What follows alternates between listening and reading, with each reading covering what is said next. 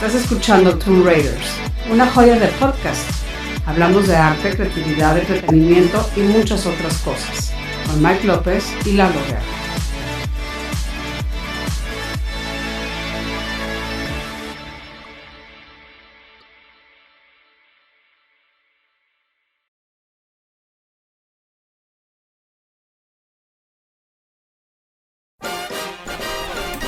¿Qué tal amigos? ¿Cómo están? Bienvenidos a este nuevo episodio de Tomb Raiders, en el cual vamos a hablar de un personaje que nosotros consideramos que es una gran joya, no solamente por lo que representa ni por quién es, sino por todo el legado que ha dejado.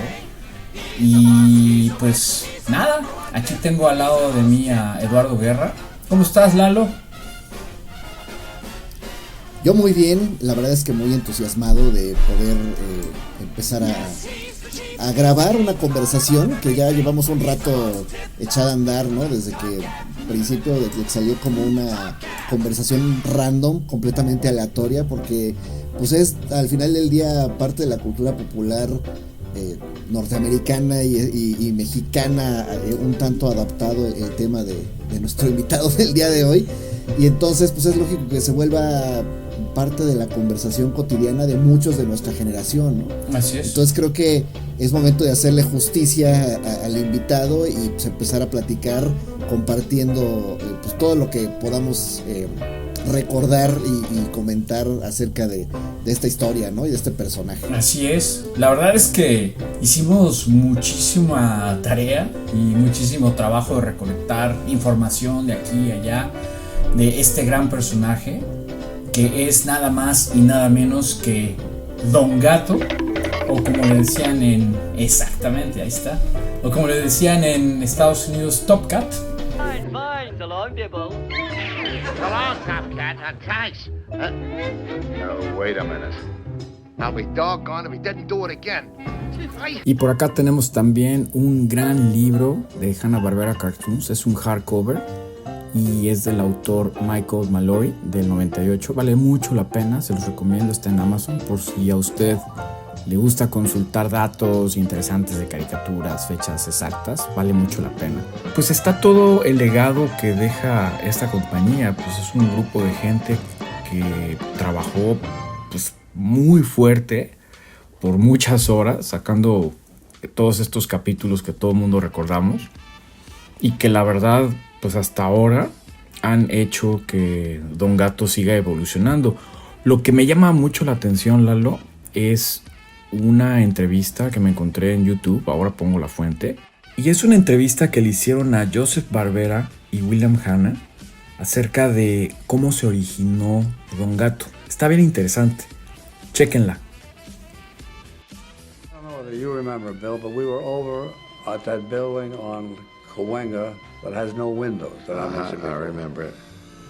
And it's still there, and some music company is there. And when you come out of it, in the daytime, it's like coming out of a submarine. Yeah.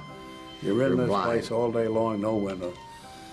So I was in the office one time, and Ollie Trays was there. I don't know if you remember Ollie. He was the guy that bought the shows. He was in on programming. buying the Flintstones. Yeah. He just came in to say hello, and he was in. I let him have my office to sit at the desk and make a call. And while I was there, I saw this drawing that we had of Top Cat. One drawing, just standing sideways, looking in color, and it said Top Cat at the bottom. So we never used. At one time, it was suggested that we had a show called J.B. and Company or something like that. But all I remember is this one drawing at the time in color. And I went into Ollie Trade. I said, "Here's a terrific character." And he just looked at it and says, "Yeah, looks good." He said, "We'll buy it." That's the end of it. So a primetime show with one drawing. Yeah, it looks good. We'll buy it.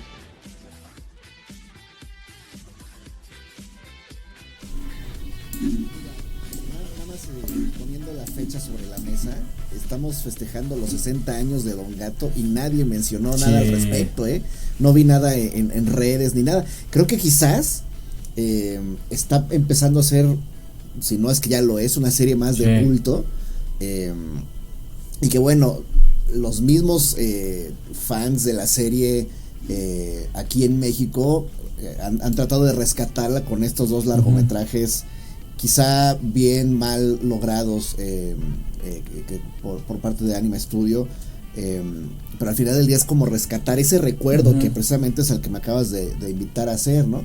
Yo honestamente no me acuerdo la primera vez que haya visto yo Don Gato, pero sí recuerdo muy bien que salía en la barra de caricaturas de Canal 5, pues debe haber sido por ahí de los del principios de los 80s, cuando yo veía la tele en la recámara de mis papás, una televisión en blanco y negro medio chiquita, que me acuerdo perfecto que era como veía yo las caricaturas al principio, y estaba en la barra de caricaturas por ahí en la media tarde, no, más bien a principio del mediodía, pues estaba como a la 1 de la tarde, empezaba la barra con Rogelio Moreno, que era uno de los conductores, ¿no? Que tenía como su propio espacio, barra de caricaturas, y mejor que empezaba con Gasparín, y después no me acuerdo quién seguía, y total, a las 3 de la tarde, si mal no recuerdo, era cuando empezaba Don Gato. Incluso el cuate decía, y ahora con ustedes el programón, Don Gato y su pandilla, y empezaba la caricatura, ¿no? Que duraba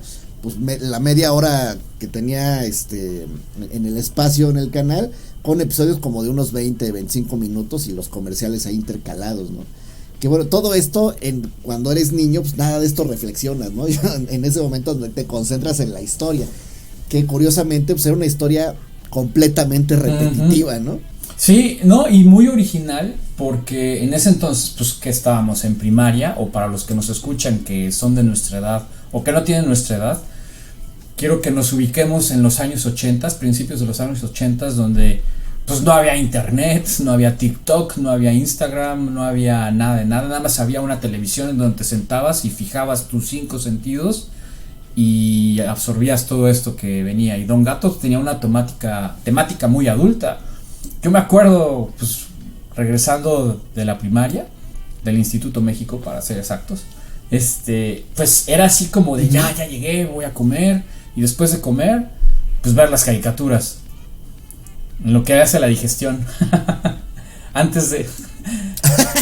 Sí, exacto, era como esta fuga, ¿no? Mental de toda esta cuestión con la que venías, ¿no? De la escuela y de estudiar y el calor, porque a mí, por ejemplo, que me choca el calor, recordar los momentos de traslado del colegio a la casa y luego la hora de la comida y relacionarlo con calor siempre me ha como hecho de cierto fastidio, ¿no? Entonces recuerdo mucho, de una forma mucho más cómoda, estar viendo la televisión ya relajado, ya después de comer, ¿no? Ya pues, con esta onda pretarea de sentarme a ver la televisión y a sentarme a ver las caricaturas.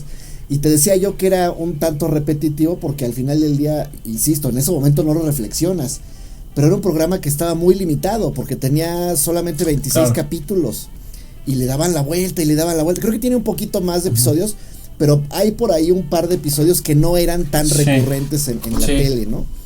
Y los demás los reciclaban y te daba como para un mes, una semana de programación y luego volvía a empezar, ¿no? De ahí que pues una buena parte de nosotros que veíamos la televisión religiosamente, pues tengamos los diálogos prácticamente tatuados en la cabeza y en la todo memoria. El mundo hasta la fecha, de mis amigos que están en México, saludos a todos mis amigos y amigas que seguramente les pasan los diálogos de Benito y Cucho y Espanto, hasta Demóstenes o Matute, pues es por eso, tienes toda la razón, que lo pasaban uno tras otro, que también esto es bien interesante. Don Gato nunca tuvo un principio y un final, y fueron 30 capítulos para corregir esa parte, fueron 30 y nada más, para de contar. Eso fue lo que ofreció Don Gato en México en los años 80, que la verdad, como te digo, era una época de mucha, pues, inocencia, y era el contenido que recibíamos nosotros en ese entonces, ¿no? Sí, y ya. Y no recuerdo que nadie se quejara, ¿no? De que eran tan limitados, ¿no? Nunca nos preguntamos, ¿por qué no vendrá una nueva temporada, no? Spoiler alert. Más episodios. Creo que yo en aquel entonces creo que ni siquiera nos poníamos a pensar si los programas venían por temporada. Que no. ¿No? Eso lo descubrimos hasta tiempo después. Inclusive yo creo que hasta muchos años Netflix, después. Pero en fin, a mí lo que me gusta mucho es como como manejo del tiempo, ¿no? Cómo ha evolucionado Don Gato. Y si nos vamos todavía más atrás, que pues obviamente ni a ti ni a mí ya nos tocó, pues estamos hablando que Don Gato empezó en los 60s en Estados Unidos. Y algo que me llama mucho la atención de Don Gato es que no le fue bien. No le fue nada bien en Estados Unidos. ¿Y sabes cuál es el dato más curioso? Porque la gente estaba tan acostumbrada a ver a los Picapiedra y vamos a ver a los Picapiedra, vénganse toda la familia. Se sentaban juntos en el sillón acá viendo los Picapiedras. Yo creo que en ese entonces todavía blanco y negro, algunos a color, pero era como el papá, la mamá, los niños, el trabajo y final feliz. Bueno, ni tan feliz porque a veces a Pedro le cerraban la puerta. Pero Don Gato lo que tuvo, y esto fue algo que también estuve investigando, no le fue tan bien porque no era tan familiar. Estos cuates pues eran una pandilla de gatos yo diría que en el Bronx de Nueva York, en un callejón, pues que ahí estaban pues ganándose la vida día con día, pues queriendo lo que yo creo que todo el mundo queremos hacer, volvernos ricos en 5 minutos. Y pues nunca le fue bien, nunca se ganó la lotería, ni nunca tuvo todo el dinero. Simplemente él trabajaba de una manera rápida y fácil y juntaba la banda y a ver cómo le hacemos para sacar lana o ser famosos. Pues es que precisamente era como el arte del engaño, ¿no? En su momento, si lo comparas con los Picapiedra y piensas que la cultura norteamericana se rige bajo ciertos principios y códigos de valores, pues los Picapiedra, con todo y que también parodiaba un tanto la cuestión de consumismo y demás, porque al final estaban llenos de las mismas cosas que tenía una familia de los 60s en ese momento, los electrodomésticos y transporte y toda la forma de vivir. Se apegaba mucho al modelo familiar, como bien lo mencionas, ¿no? De el papá trabaja, el ama de casa y tenemos hijos, ¿no? Y eso sabemos que como modelo es el American Way of Life, ¿no? Que yo asumo que para la gente de Estados Unidos pues es un modelo, un patrón, pues un patrón a seguir, ¿no? Y entonces entra esta cuestión que es completamente contraria, que es de una serie que tiene mucha influencia con los gangsters, ¿no? Con las pandillas de Nueva York, que trata de un vago con sus cuates, que como mencionas, pues es más bien ganar el dinero de una forma ilegal, de una forma tranza, contra el policía. Y además, fíjate, allá en Estados Unidos, la figura del policía, pues no es como aquí en Latinoamérica, en México, ¿no? Que aquí ves un policía y te sientes intimidado, ¿no? Tiemblas. Allá, para muchas personas en los Estados Unidos, corrígeme si me equivoco, porque tú vives allá, la figura del policía pues es una autoridad, ¿no? Y sí te genera como cierto respeto, ¿no? Más allá de las cuestiones de abuso policíaco que hay en Estados Unidos, en México y en todos lados, pues sí, la figura del policía te impone. Y la serie pues le pone en la torre justo esa imagen, porque el oficial Matute, con todo y que tiene muy buenas intenciones, pues normalmente es burlado por la pandilla, ¿no? Y se muestra como alguien torpe, como alguien fácilmente manipulable, él y luego todo el cuerpo policíaco también. Entonces yo creo que por eso de ahí hubo cierto rechazo, que en Latinoamérica no, porque tenemos más bien esta forma de ver la vida, ¿no? Porque la gente, pues mucha gente trabaja en la calle, busca sus propios recursos, la forma de ver al policía es distinta, y eso súmale un acertado trabajo de doblaje en Latinoamérica, y se tuvo un éxito que en Estados Unidos mismos reconocen que la serie se escucha mucho mejor en el doblaje latinoamericano, por cierto. No, y acabas de tocar un punto bien interesante, porque hablando de la policía, ¿no? Tanto en Latinoamérica, ya no en México, en Latinoamérica como en Estados Unidos, pues sí hay una diferencia. ¿Y qué pasa con Don Gato? Que pues acá pues Matute es como su cuate, ¿no? Es como el, ¿qué óvole, Poli? ¿Cómo estás? ¿No? Y el otro se quiere poner como autoridad, pero no la tiene. No la tiene. O sea, porque por más que quiera ser autoridad, no. Y eso es lo que pasa mucho en los programas en los países latinoamericanos, que desafortunadamente pues no la tienen, algunos sí más que otros, pero pues no. El caso es que yo sí creo que fue muy atinado, como dices tú, el doblaje, que aquí hay una historia bien interesante. Fíjate que cuando llega la serie a México, la toma el hermano de Jorge Arbizu, el Tata, que en paz descanse. Y este señor se llama Rubén Arbizu. Y él pues era escritor, actor, locutor, era un fregón. Y lo que hizo fue, a ver, ¿qué pasa con esta serie? Vamos a ver qué se trata, vamos a escucharla. No, pues ¿sabes qué? Vamos a ponerle pues un humor más latino o de México y vamos a cambiar las voces, porque pues, la de Benito, perdón, era horrible en Estados Unidos. Era como de un señor. Ahorita vamos a dar sus créditos. Y pues, ¿qué pasa? Le dice a su hermano, oye, pues Jorge, vente, ¿no? ¿Quieres doblar voces? Sí, va. Y pues ahí es como gana Benito y Cucho. Y en una que otra hizo a Panza, me parece. Pero en muy contadas ocasiones. Pero sí, Jorge Arbizu, pues tiene como esta ya leyenda o fama de haber hecho a Cucho y a Benito. Yo creo que de los más reconocidos, que en paz descanse de nuevo. Qué lástima que no lo pudimos conocer, pero sí supe que era un buenazo en eso, ¿no? Sí, no, sin duda. A mí, no sé si a ti te pasaba, pero creo que Julio Lucena, creo que es el actor de doblaje de Don Gato, me parece que es el único que está en los 30 episodios de la serie doblada en Latinoamérica, porque hubo diferentes actores para Cucho, para Panza, para Espanto, para el resto del elenco, y a mí de repente cuando había un episodio que salía otro, como que de entrada me molestaba, ¿no? Cuando Matute tenía una voz, a Matute lo dobló Víctor Alcocer, uno que tenía una voz muy grave. Lo dobló David Reynoso, que era un actor que se parecía, curiosamente se parecía a Pedro. Sí, me acuerdo. Ese actor. Pero había otro Víctor actor que Guajardo. no lo ubico, que él le daba un tono de voz completamente distinto, ¿no? Y por ejemplo, eso es cuando pasaba eso, o cuando Benito, creo que justo en el episodio de la mamá de Benito, Benito tiene una voz que no es la no, del para Tata, nada. ¿no? Sí, es cierto. Y cuando sucedía eso, a mí me entraba un conflicto así de por qué me rompen aquí el esquema de que tienen que ser mis, pues tienen que tener su voz. Porque no te rompen.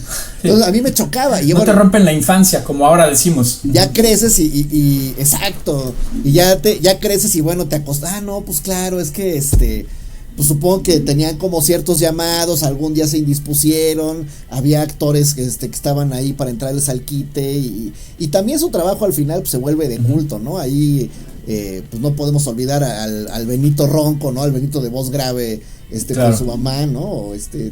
O a Matute con la voz así medio raro, ¿no? O sea, era muy curioso escuchar a los personajes con cambio de voz, pero al final del día como que mantenían perfecto la idea de que tenía que ser una serie tropicalizada, ¿no? A Latinoamérica. Y como te decía, pues a mí me gusta pues dar el homenaje, o por lo menos dar crédito a las personas que hicieron este doblaje, y pues vamos a mencionar cada uno, y de hecho a ver si podemos poner aquí un cuadro. Primero que nada, Don Gato en Estados Unidos lo dobló Arnold Stang, muy conocido, y acá en México, Latinoamérica, fue Julio Lucena. Todos definitivamente, él hizo a todos los Don Gatos. Benito Bodoque en Estados Unidos fue Maurice Gosfeld, y en México fue el Tata, Jorge Arbizu, Sergio de Bustamante y Salvador Gómez Castellanos. Tienen un par más que se llaman Santiago Gil y Carlos Becerril. Cucho lo hizo en Estados Unidos Marvin Kaplan.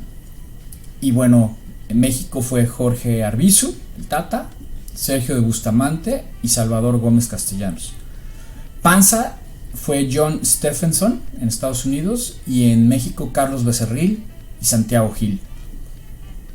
Espanto y Demóstenes, fíjate qué curioso, en Estados Unidos fue Leo de León, y en México fue Espanto doblado por Santiago Gil, Jorge Arbizu y Carlos Becerril. Ajá. Ah, mira. No topo la voz lo de hizo Espanto con en la un par voz de del Tata, episodios, fíjate. en el 9 y el 11, había que investigar. Demóstenes lo hizo Armando Gutiérrez y Ciro Calderón. Y pues el inigualable oficial Carlos Matute, porque Carlos, ¿te acuerdas? Tenía, era claro, Carlitos Matute. Eso es de Super Geek, lo hizo Allen Jenkins en Estados Unidos, y en México Víctor Alcocer, David Reynoso y Víctor Guajardo, que me parece que Víctor Guajardo es quien era la voz ronca, la que todos conocemos de Don Gato. O sea, No, ese es tienes Víctor razón. Alcocer. Porque Víctor Alcocer, sí, pues él tiene como varios, una extensa carrera de doblaje. También, ¿sabes a quién dobla Víctor Alcocer? ¿Cómo se llamaba? claro, Herman Monster. sí, cierto. Sí. ¿No? Y él, curiosamente, yo lo recuerdo mucho porque es la voz del intro de un programa de Patti Chapoy cuando trabajaba en Órale. Televisa, fíjate, que se llamaba El Mundo del Órale. Espectáculo. Y el intro decía, esto es El Mundo Órale, del Espectáculo, con Patti Chapoy. Era con Qué la voz de chido. Matute, güey. Yo decía, no manches. Quiero ese su es autógrafo. Matute. Exacto. Y Víctor Alcocer y David Reynoso tenían el timbre muy similar, por eso ahí como que no se notaba mucho la diferencia, ¿no? David Reynoso era un poco más, igual de grave, pero no Sí, tan lo ubico. rasposa como la de Matute, la de Víctor Alcocer. Y la otra, la de Víctor Guajardo, sí era para agarrar a los ladrones en mi auto. Que era más agudo. Oye, entonces el de me voy de vacaciones a Acapulco es Víctor Alcocer. Ese era Víctor Alcocer. Y luego había otro que era así, Don Gato. Ese era Guajardo. Ese era Guajardo, exactamente, sí, el que acabas de Y decir. más ¿no? rasposas que dices, ¿qué onda? No te rompen la infancia, pero sí dices, te rompen el esquema, ¿no? Pero bueno, al final uno lo recuerda y se acuerda y haces bromas hasta la fecha. Y pues, como te decía, hay pues una evolución. Están pues estas voces originales, tanto en inglés como en español. Y de ahí hasta la fecha, Don Gato aparece en la pantalla chica y grande. De hecho, voy a hablar un poquito de esta evolución. Pues de los 60 nos vamos a los 80, 2011, 2014 y 2021. En televisión, pues obviamente los 30 capítulos, la de la serie animada. Uh-huh. Fíjate que también por ahí, como pues empezó a pegar, también para apoyar, hicieron un comercial de televisión para Kellogg's, y donde sale Matt. Uh-huh. Sí, también hay que tomar en cuenta que Hanna-Barbera eran también una productora de anuncios, ¿no? Por eso salían en comerciales los Picapiedra y Don Gato. Claro. Y hasta la etcétera, fecha, ¿no? creo que hay unas. Que los Picapiedra. Perdón, hay unas Dime. pastillitas que son de los Picapiedra y los cereales de los Picapiedra, y esos hasta la fecha pegan. Y en aquel entonces había comercial de los Picapiedra fumando, era de cigarro los comerciales. Como señor por ahí los pueden encontrar en YouTube. Y el comercial de Don Gato de Kellogg's, estaba Matute hablando por teléfono con sus Kellogg's y llegaba Don Gato y se los robaba y lo estafaba, ya sabes. ¿Por qué?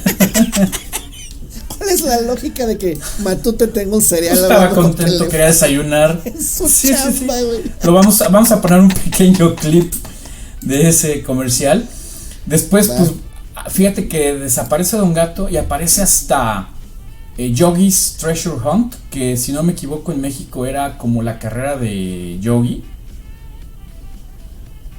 Era la carrera espacial. Una de esas, sí, que fue el 85-87. Por ahí aparece Don Gato. Que metían a todo el elenco de Hanna-Barbera a competir, ¿no? En muy bueno. carreritas. Después, uno que se llama Wake, Rattle and Roll, que fue un pequeño segmento de Hanna-Barbera. Hubo otro comercial. Comercial de MetLife. Que este comercial está muy bueno porque fue para el Super Bowl. Se llama Everyone. Fue en el 2012. Y salen todos los personajes de Hanna-Barbera. Y ya sabes, ahí como. Que MetLife es más bien Charlie Brown, ¿no? Empezó como Charlie Brown, pero metieron también a. Salen los de Hanna-Barbera. Qué chido, ese lo voy a echar, man. Fue del Super Bowl. También son cositas que uno a veces no desconoce y dices, ay güey, pues es parte de la historia de la publicidad también.